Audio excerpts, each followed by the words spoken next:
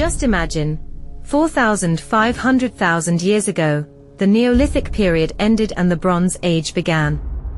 Ancient Europe at that time was a complete wilderness. After all, Stonehenge, which strikes our imagination so much, would be built only 600 years later. So is Babylon in the Middle East.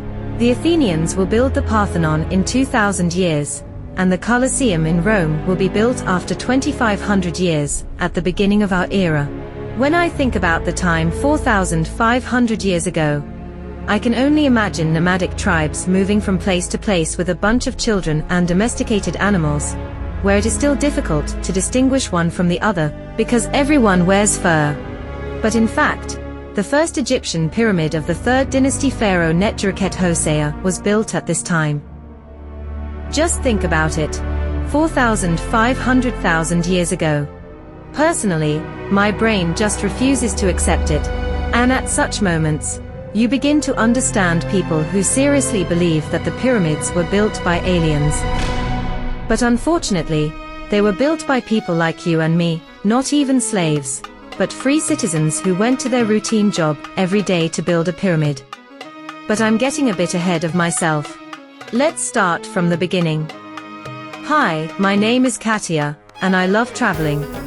I'm also a big fan of history, so Egypt has been a long-cherished dream for me. This country attracted me with its grey antiquity, which can rightfully be considered the cradle of cultural humanity. After all, both the ancient Greeks and Romans admired it. Ancient sailors visited this country, and then spread its fame around the world. It inspires scientists, thinkers, artists and architects. Many cultures have borrowed and transferred to their homeland everything that the gifted ancient Egyptian people so lovingly created and improved in the most distant epochs. All of this cannot but impress. We have long dreamed of visiting Egypt, so, after working hard all year to create content, we decided to make ourselves a gift for the new year. To go on a big trip down the Nile and spend a month in the land of pharaohs, pyramids, mummies and golden obelisks. New Me is going to Egypt to solve the most ancient mysteries, debunk absurd myths, and learn the secrets of the pharaohs. Friends, I invite you to join us on our great journey through Egypt. Many tourists arrive in Egypt on an all-inclusive basis, to a province on the Red Sea, stay in hotels, and only occasionally go on bus tours to Cairo or Luxor. We don't like to take the easy way out. Moreover, this time we plan to visit a lot of different places. Our journey will take us from Alexandria, the northernmost city in Egypt, to Abu Simbel, the southernmost point on the border with Sudan. We will cover 1,500 kilometers along the Nile River, a country that, on the one hand, loves tourists, as it lives mainly on tourism due to the desert that looms on all sides. But on the other hand, because of the modern Arab culture, it imposes a lot of restrictions. Alexandria is a city built by Alexander the Great. He chose the location and took part in the planning. And having embodied his wildest fantasies, he made this city a role model for the entire Hellenistic world and the Roman Empire for many centuries. Alexandria in the 4th century BC was the largest and most beautiful city, and everything about it could only be described with the prefix most. The most populous city, nearly 1 million people lived there. The most advanced, bringing together the innovative ideas of the best minds of the time. The most cosmopolitan, as people from various nations peacefully coexisted there. It had the largest port, the most extensive fortification wall protecting the city, the longest and widest roads, such as the Canopic Road, which was 30 meters wide and resembled a modern highway where multiple chariots could travel freely. It also had the first research center, the Museum, the largest library in the world with 700,000 papyrus scrolls, and the tallest lighthouse, which became a wonder of the world. One can talk about ancient Alexandria for a very long time, and only with admiration. But the main thing to know is that almost nothing remains of that old city. Due to earthquakes and land shifts, it was buried partially under water and partially under the ground, where new residential quarters now stand.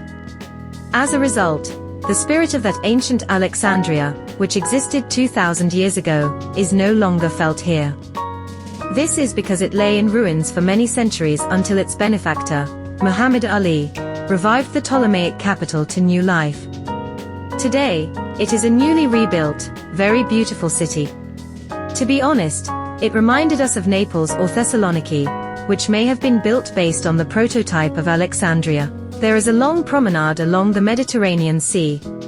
The Qaitbay Citadel, said to be built from the remnants of the earthquake-destroyed Pharos lighthouse. There are palaces, bridges, museums. In Alexandria, you will find a lot of interesting things, so it is definitely worth a visit. For us, Alexandria became a sort of gateway to Egypt, a transition from the Western world to the Eastern one. A brief stop for adaptation, before immersing ourselves in the unfamiliar Arab culture. Indeed, being here, it is hard to understand in which country you are.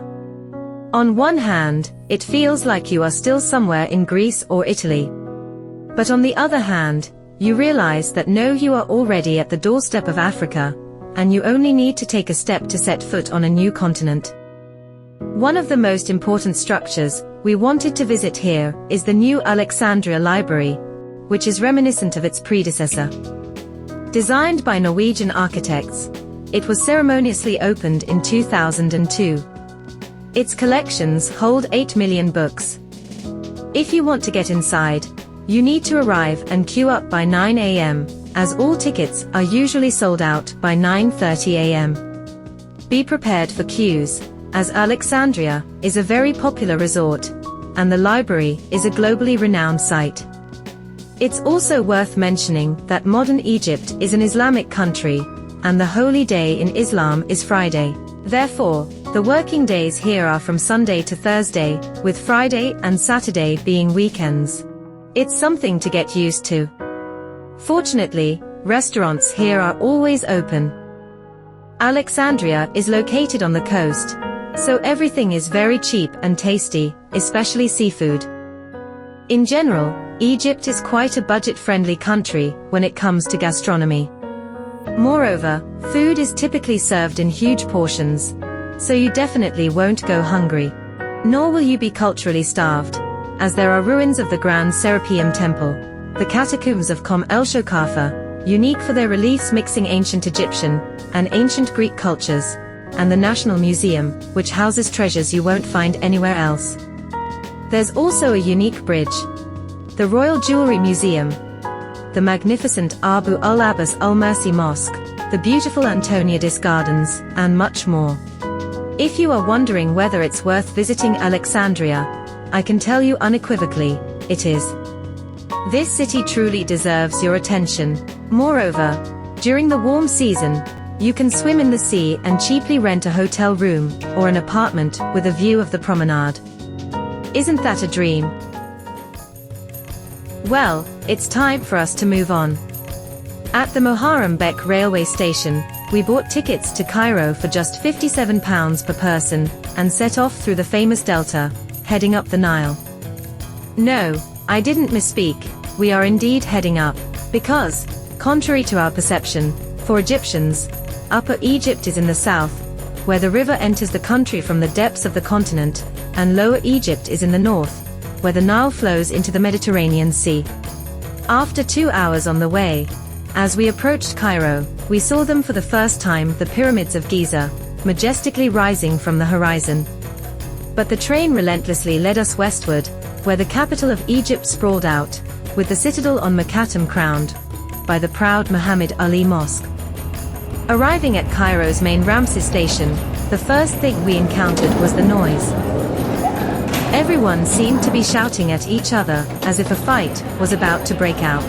The thing is, locals believe that if they speak quietly, their conversation partner might think they are afraid of him, or that one is allowed to shout at the other. So, they yell at the top of their lungs.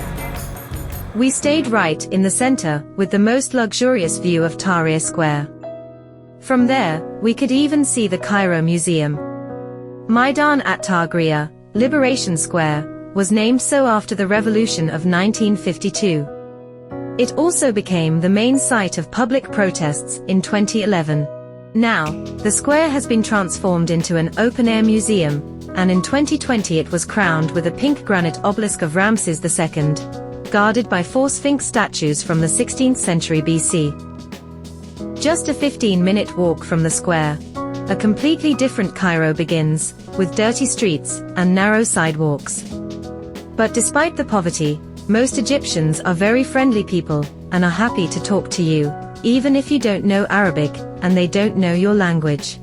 If any of the locals irritate you with their insistent offers of goods and services, just stay calm and approach the situation with humor. This way, you will be able to see the genuine friendliness of these people.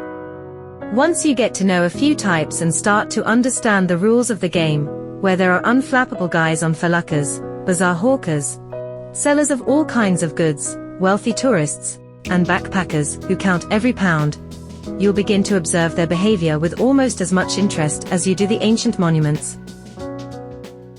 New Year in ancient Egypt was considered a special time.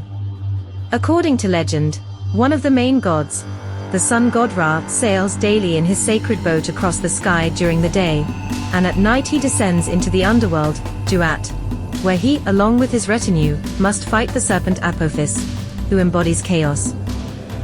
When Ra triumphs, a new morning dawns. But on the eve of the new year, the sun god participates in an especially difficult battle. On this night, the cosmic order of Ma'at battles the chaos of Isfet. These are 2 opposing forces, one of which seeks to continue the existence of all living things, while the other wishes to destroy everything in this world. Let's wish the god Ra good luck so that he will surely win. According to another legend, on this night, the mother of the gods with the lioness head, Sekhmet, who is also the cat goddess Bastet, and the lady of Renepet, who rules the year, sits on her throne, and 2 little baboons unroll a huge scroll with the names of all the living. With a red reed pen, she crosses out the names of those who will die in the coming year. Therefore, on the eve of the new year, the ancient Egyptians gave each other small cat statuettes. After all, a placated lioness is a cat, and with it, one could not only appease the goddess, but also make a gift to the sacred baboons, so they would quickly scroll past when they come to your name. Just one small note, the new year in ancient Egypt coincided with the flooding of the Nile, which occurred in summer. But since the construction of the Great Dam, the Nile no longer floods. So let's forget about this slight inaccuracy. It seems that the cosmic order has triumphed again, and that means tomorrow, the sun will rise once more over the horizon, and we are in for another amazing year.